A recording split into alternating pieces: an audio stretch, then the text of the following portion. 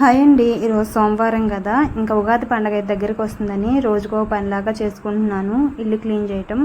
ఇంకా రోజు ఇన్ని గిన్నెలే వస్తాయి. ఈరోజు చాలా తక్కువ వచ్చినాయి, ఎందుకంటే ఇంకా టిఫిన్ చేయలేదు. టిఫిన్ తింటే ఇంకా చాలా బోల్డ్ అన్న వస్తాయి గిన్నెలు అయితే.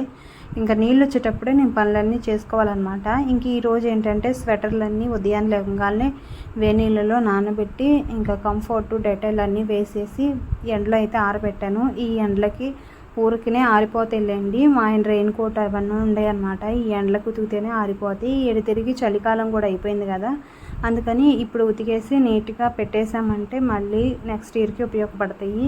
ఇదిగోండి చాలా బట్టలు అయితే వస్తాయి. కొన్ని బెడ్షీట్లు అవి ఉతుకుతున్నాను. పండగ అంటే అన్నీ ఒకరోజు చేసుకోలేం కదా. రంజాన్ పండగ, ఉగాది రెండు ఒకసారి వచ్చినాయి. మిషన్ దగ్గర అయితే బట్టలు ఉంటాయి అన్నమాట నాకు, అందుకని చెప్పేసి రోజుకో పని లెక్క చేసుకున్నాను అనమాట. గిన్నెలన్నీ కడిగి బట్టలు ఉతికేసరికి 2 గంటల సమయం అయితే పట్టింది. ఓకే, నచ్చితే లైక్